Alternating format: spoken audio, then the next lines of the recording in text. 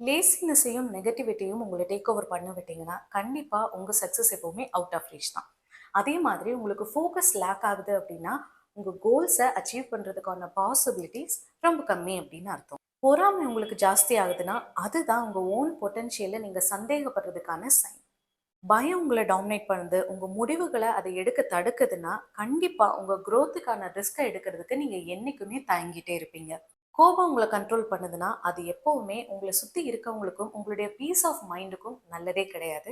Plus self doubt தான் உங்களுடைய friend அப்படின்னா உங்களுடைய ட்ரூ கேப்பபிலிட்டிஸ் என்ன அப்படின்றத நீங்கள் என்றைக்குமே ரியலைஸ் பண்ண போகிறதே கிடையாது. இந்த மாதிரி நம்ம லைஃபையே நம்ம இமோஷன்ஸ் தான் ஷேப் பண்ணுது இல்லையா? பட் நம்ம அதை என்ன பண்ணுறோம்?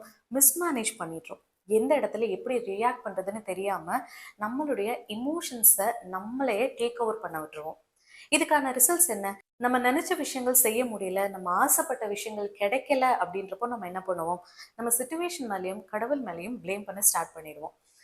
ஸோ இந்த இமோஷன் அப்படின்ற விஷயம் நம்ம லைஃப்ல ஒரு பெரிய பார்ட் அப்படின்னு தான் சொல்லணும்.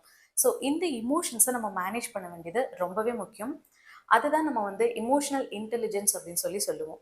If you master your emotions definitely you can master your life.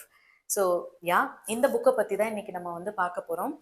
இந்த புக் வந்து என் லைஃப்பில் ஒரு பர்ஃபெக்டான டைமில் தான் வந்துச்சு.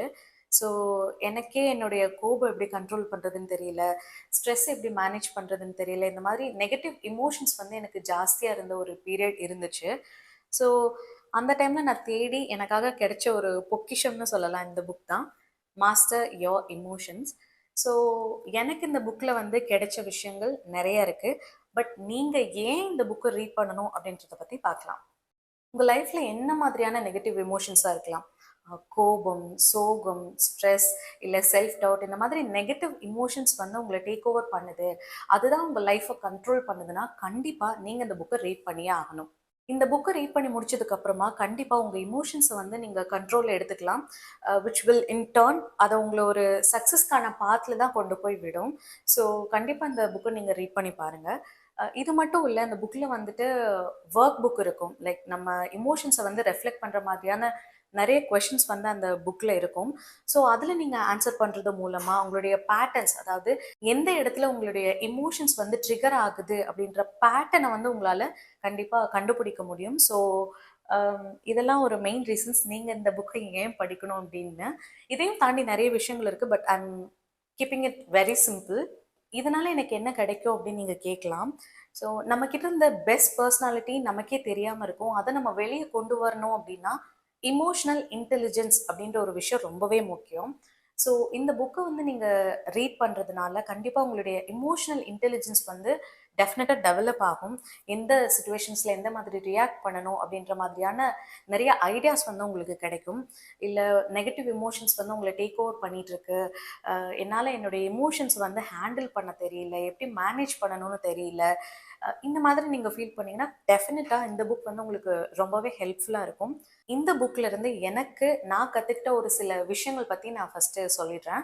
Emotions start with your thoughts. அதாவது இமோஷன்ஸ் வந்து வெளியே இருந்து வராது. ஃபார் எக்ஸாம்பிள், ஒருத்தர் வந்து உங்களுக்கு இந்தாங்க கோபம், இந்தாங்க சந்தோஷம் அப்படின்னு சொல்லி இன்னொருத்தவங்க கையிலேருந்து நீங்கள் அதை வாங்கிக்க முடியாது. ஒருத்தவங்க உங்களை திட்டுறாங்க அப்படின்னா நீங்கள் தான் டிசைட் பண்ண போகிறீங்க அதுக்கு எப்படி நம்ம ரியாக்ட் பண்ணணும் அப்படின்னு சொல்லிட்டு. நம்ம திருப்பி கோபப்படுறோம்னா அந்த கோபம் உங்களுடைய தாட்ஸ்ல இருந்து தான் கிரியேட் ஆகுது. அவன் எப்படி என்ன திட்டலாம், என்னுடைய ஈகோ கிளாஷ் ஆகுது இல்லையா அப்படின்ற அந்த தாட்ஸ்னுடைய ரெஃப்ளெக்ஷன் தான் அந்த கோபம். ஸோ இமோஷன்ஸ் வந்து வெளியே வர விஷயம் கிடையாது, உங்கள் தாட்ஸ்ல இருந்து வரக்கூடிய ரெஃப்ளெக்ஷன் தான் உங்களுடைய இமோஷன்ஸ் அப்படின்னு சொல்லி இந்த புக் சொல்லுது. Number 2 is reframing your perspective. இந்த பாயிண்ட்க்கு வந்து நான் வந்து ஃபெயிலியர் அப்படின்ற ஒரு விஷயத்த எக்ஸாம்பிளாக எடுத்துக்கிறேன். ஸோ இப்போ நீங்கள் வந்து ஒரு விஷயத்தை வந்து அடையணும்னு நினைக்கிறீங்க, அது வந்து ஒரு ஃபெயிலியராக போய் முடியுதுன்னா அதுதான் அந்த விஷயத்துக்கான என், இனிமேல் என்னால் அதை செய்ய முடியாது, maybe it's not the right thing for me அப்படின்னு நீங்கள் வந்து நினைக்கக்கூடாது அப்படின்னு சொல்லி சொல்கிறாங்க. எதனால அப்படின்னா அந்த இடத்துல இருந்து ஒரு ஃபெயிலியர் அப்படின்னு வந்திருக்கு இல்லையா, அது எனக்கு என்ன சொல்ல நினைக்குது, அந்த விஷயத்துல இருந்து நான் என்ன லேர்ன் பண்ணிக்கலாம், வேற ஏதாவது டேக் அவேஸ் அந்த இடத்துல எனக்கு இருக்கா. ஸோ அதுதான் என்னுடைய எண்டுன்னு பார்க்காம அங்கே இருக்கிற லேர்னிங்கை நம்ம ஒரு டேக் அவேவாக எடுத்துக்கணும் அப்படின்னு சொல்லி சொல்கிறாங்க. விச் இஸ் நம்மளுடைய பெர்ஸ்பெக்டிவ் அந்த இடத்துல ஃபெயிலியர்ல இருந்து லேர்னிங் அப்படின்னு சொல்லி நம்ம ரீஃப்ரேம் பண்ணிக்கிறோம். Number 3 is acceptance and forgiveness. இது வந்து எனக்கு ரொம்பவே பிடிச்ச ஒரு பாயிண்ட்.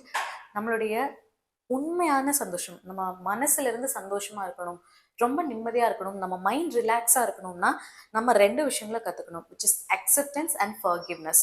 அதாவது ஏதாவது ஒரு சோகமான விஷயம் நடக்குதுன்னா, திஸ் இஸ் த ரியாலிட்டி அப்படின்ற அந்த ரியாலிட்டிய நம்ம அக்செப்ட் பண்ணிக்கணும். நம்பர் 1. Number 2 is forgiveness. உங்களுக்கு யாராவது ஒரு தப்பு பண்ணிட்டாங்க, இல்ல ஏதாவது துரோகம் பண்ணிட்டாங்க அப்படின்னா, அவங்கள நீங்க மன்னிக்க கத்துக்கணும். ஐயோ! எனக்கு அவங்க இப்படி பண்ணிட்டாங்களே, இது அவங்க எனக்கு பண்ணியிருக்க கூடாதுன்னு நீங்க திருப்பி திருப்பி யோசிக்கிறதுனால, உங்களுடைய பீஸ் ஆஃப் மைண்ட் தான் அந்த இடத்துல பாதிக்கப்படுது. ஸோ அந்த ஃபர்கிவ்னஸ் அப்படின்ற விஷயம் ரொம்பவே முக்கியம்னு சொல்லி இந்த புக் சொல்லுது. Number 4 is take responsibilities for your emotions. அடுத்தவங்கள ப்ளேம் பண்ணுறது வந்து ரொம்பவே ஈஸி. பட் நம்ம பண்ண ஒரு தப்பாகட்டும், நம்ம செஞ்ச ஒரு செயலை ஓகே நான் தான் அப்படின்றத அந்த அக்செப்ட் பண்ணுற அந்த அக்னாலேஜ்மெண்ட் இருக்கு இல்லையா, அந்த ரெஸ்பான்சிபிலிட்டியை நம்ம எடுத்துக்கிறதுக்கு உண்மையிலேயே நமக்கு ஒரு கரேஜ் வேணும். ஃபார் எக்ஸாம்பிள், அவன் என்னை திட்டான் அதனால எனக்கு கோவம் வந்துச்சு அப்படின்ற அந்த ப்ளேம் அவர் மேலே போடாமல், okay I allowed my self to get angry அப்படின்ற ஒரு விஷயத்த நம்ம புரிஞ்சுக்கணும். ஸோ இந்த இடத்துல ஐ அலவுட் மை செல்ஃப் அப்படின்றது ரொம்பவே முக்கியம். அந்த கோபத்தை நான் தான் வர வச்சுட்டேன். மேபி அந்த சுச்சுவேஷன் நான் வந்து வேற மாதிரி ரியாக்ட் பண்ணிக்கலாம். பட் நான் தான் அந்த ஆங்கர் அப்படின்ற விஷயத்த சூஸ் பண்ணேன். ஸோ அந்த அக்னாலேஜ்மெண்ட் என்றைக்குமே ரொம்பவே முக்கியம். மற்றவங்க பேசுறது செய்கிற செயலெல்லாம் உங்கள் கோபத்தை தூண்டினாலும், பட் அதுக்கு எப்படி ரியாக்ட் பண்ணணும் அப்படின்ற விஷயம், அந்த கண்ட்ரோல் உங்கள் கையில் தான் இருக்குது.